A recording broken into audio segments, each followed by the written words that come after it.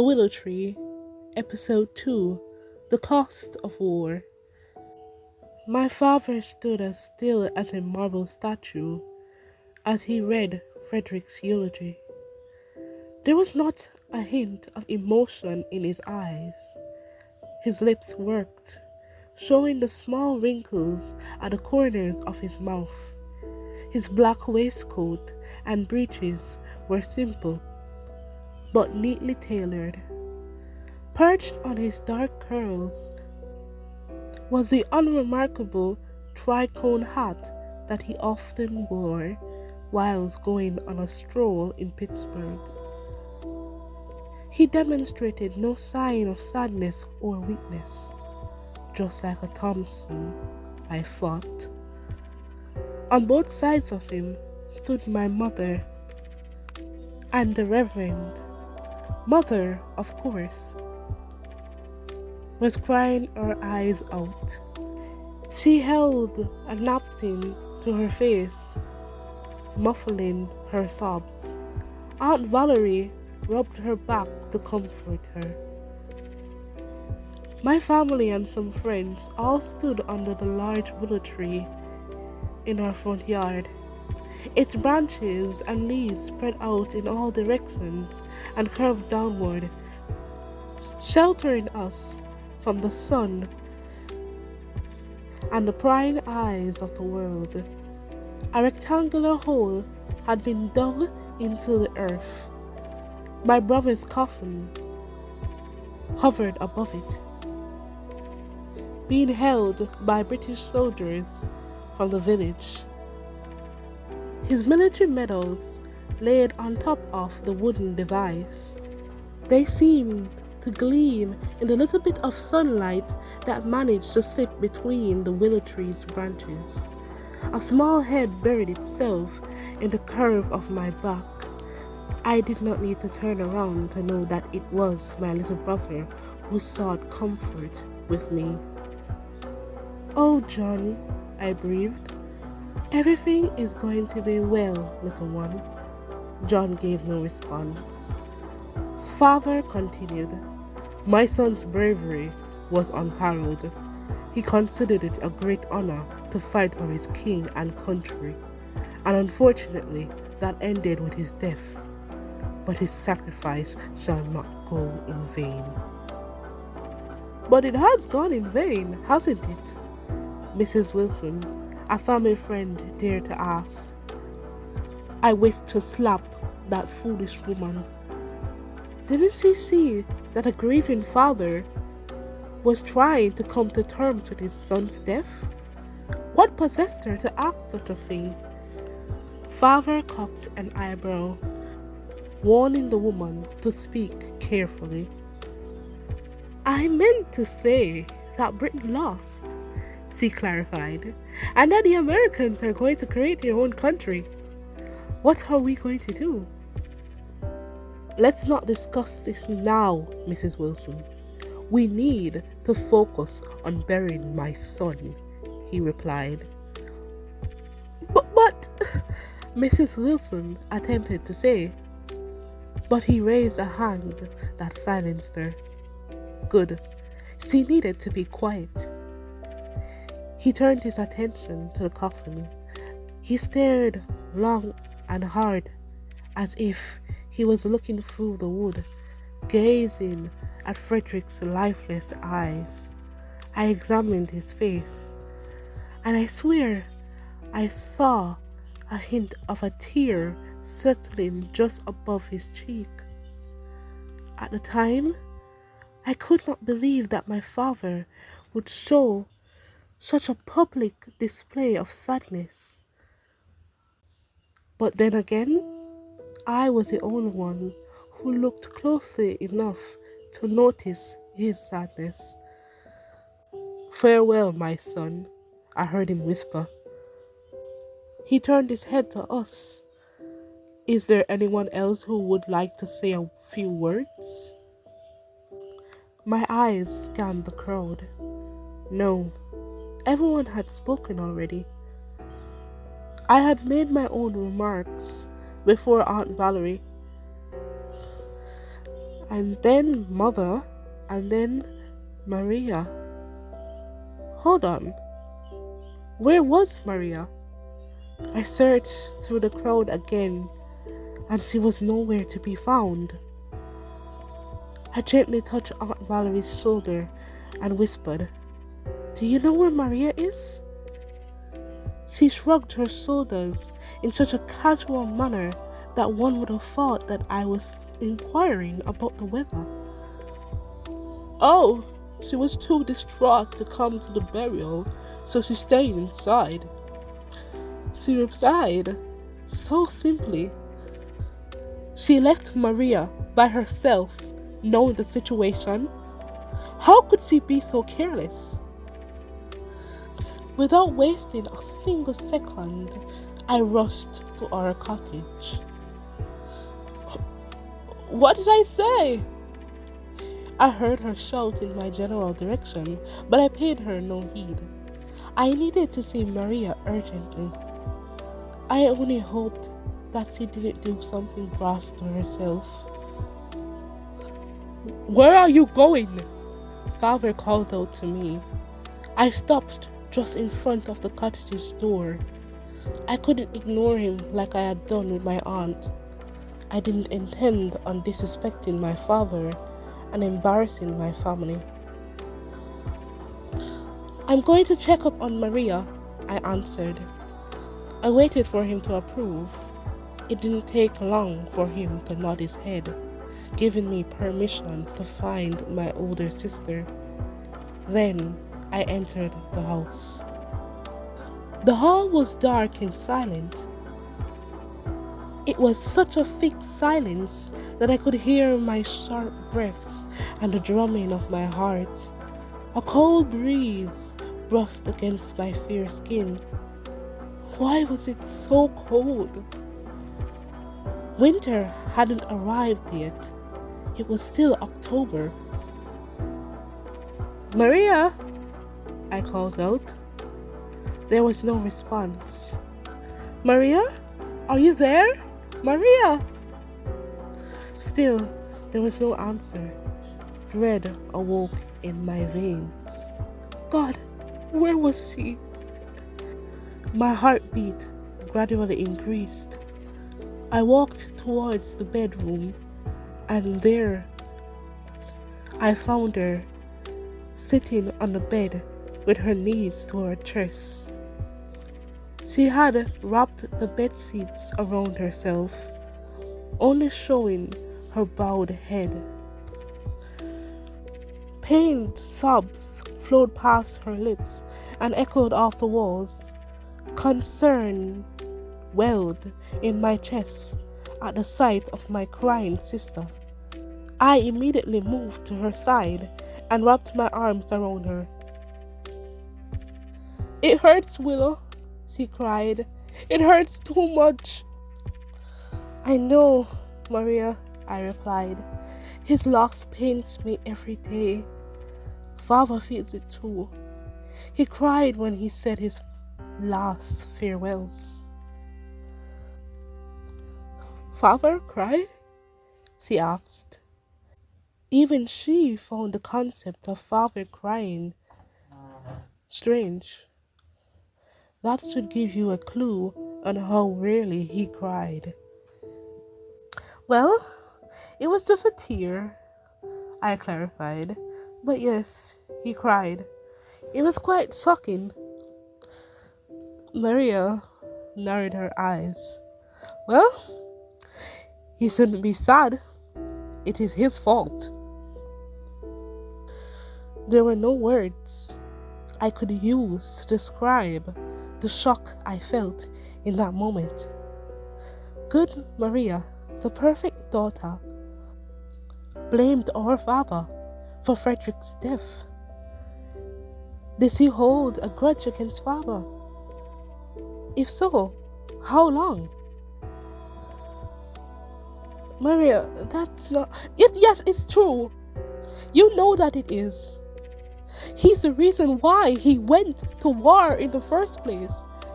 I begged him not to let him go, but he went to follow in his footsteps. You know that father served in the war against the French and the Indians? Yes, I'm aware of that. He always told us stories of fighting Indian warriors or French bastards, to put it in his words.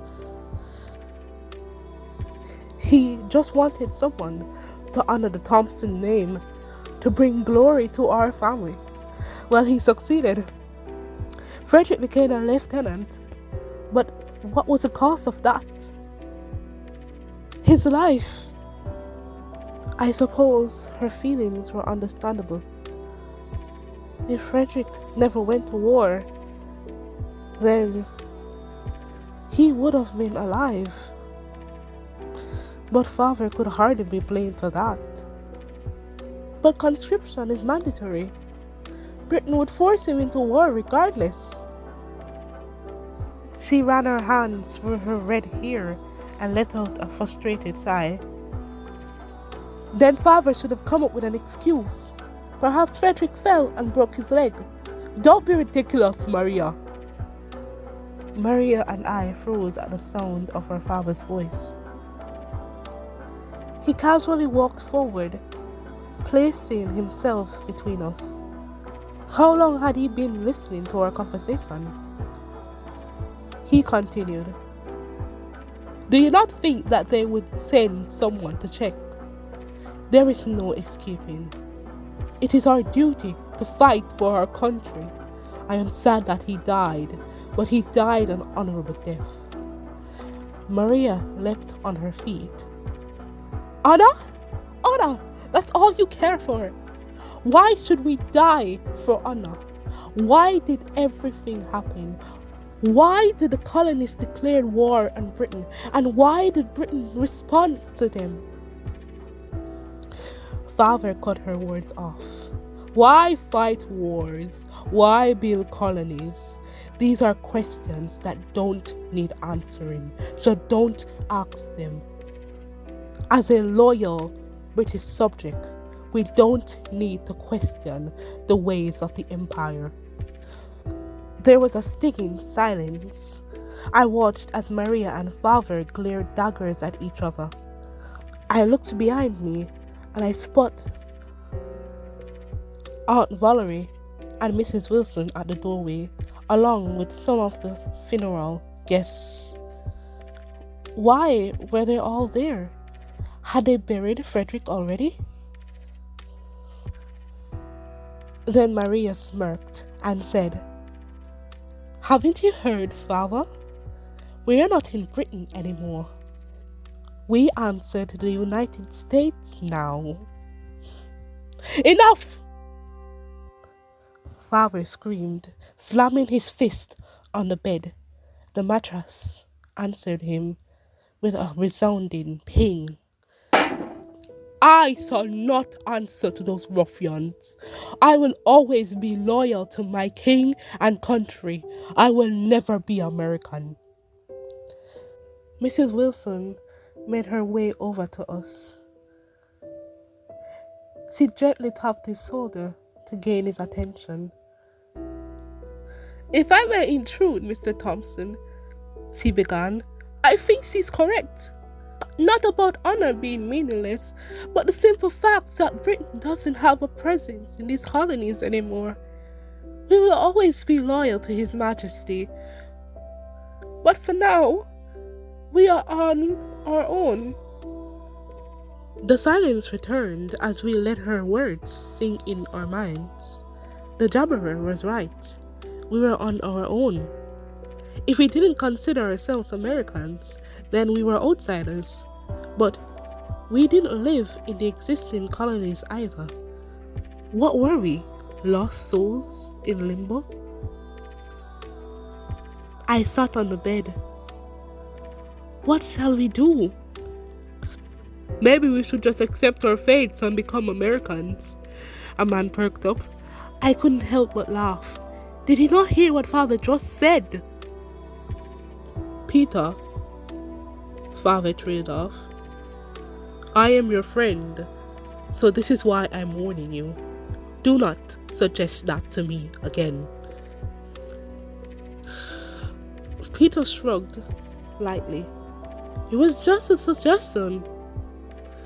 One that I don't appreciate, Father said flatly. Then what should we do, Joseph? Peter inquired. Father put a hand under his chin, thinking deeply. Maria and I share an anxious look between us. Mother and Valerie calmly waited on his response. After what seemed like an eternity, it came. I say we stay low, he started. We live our lives as normally as we can, like before this all happened. Forgive my bluntness, dear, Mother spoke up for the first time. But how is this different from what Peter suggested? Dearest, think about it. We won't go around advertising that we are loyal to the crown. We will be just the average colonist. And what if they ask us where our loyalties lie? I questioned. The crowd erupted in a gaggle of murmurs and mumbling. Apparently, they found my question to be valid. And of course it was.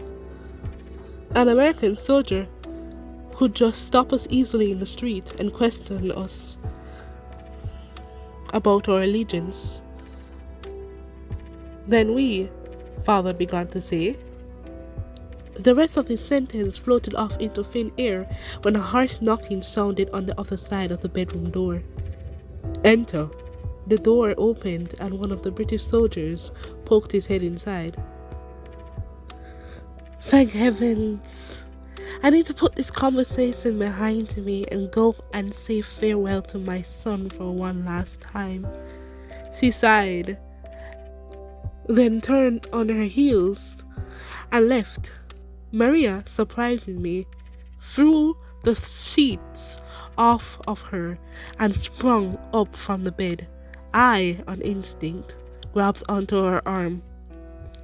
Hold on now, I cautioned. I am ready, she snapped. I took no offense to her tone. I knew her mind wasn't at ease. Us Thompson children and a crowd of family friends followed my mother outside. I kept Maria in my protective grasp like I would shelter a newborn from the unknown world. Or a piece of china that would shatter if I let it fall. Mother stood in front of the grave under the willow tree with her hands clasped. I think I heard her whisper something under her breath, but I am not sure. She wiped a tear from her eye. Father joined her, and in a rare show of affection, he let her rest her head on his shoulder. Godspeed, my son, he said with finality. There was a sob hidden in the natural tones of his voice. My heart stung in my chest as I observed my parents. I walked up to them, bringing Maria and John along. Sight of the coffin just a few inches in front of me created a pit in my stomach. The stinging of my heart increased.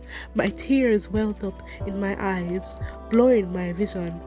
Maria shoved her face in a nook of my neck and began openly sobbing. As I gazed at the coffin, I found myself unable to speak.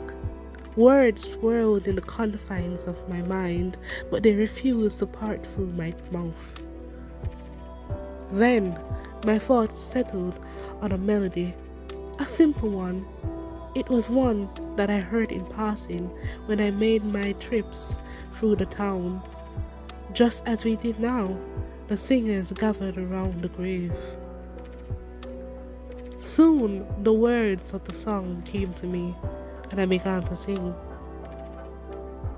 Oh God, our help in ages past, our hope for years to come. our shelter from stormy blast, and our eternal home. My parents and little John joined me with the second verse. Under the shadow of thy throne, thy saints have dwelt secure. Sufficient is thine arm alone, and our defense is sure. The others started to sing as well. Maria held on to me tighter. The soldiers proceeded to slowly lower the coffin into the grave. My fingers found their way to my sister's back. A sudden breeze blew, sending a shower of leaves raining down. A group of leaves dropped on the coffin as the soldiers stepped back, and the workmen began covering the grave. A single leaf from the willow tree on the coffin was the last thing visible before it disappears under the earth. And along with it went my dearest brother.